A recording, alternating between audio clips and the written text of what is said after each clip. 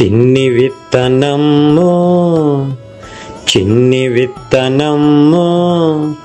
భూమి లోపల కనులు మూసి నిదురా నిదురపోయెను వాన బొట్టులన్నీ దాని మీదనో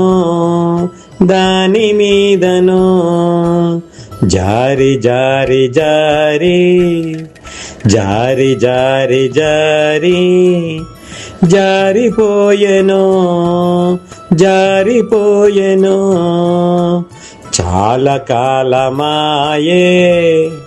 చాలా కాలమాయే బాలసూర్యుడు పిలువవచ్చెలెమ్మో లేలెమ్మో అప్పుడా గింజ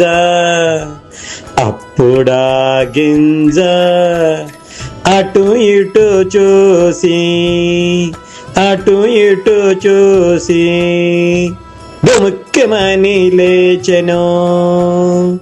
దుముక్కమని లేచెను ఆ చిన్ని మొక్కే వటవృక్షమై ఊరి వారికంతా నీడనిచ్చెను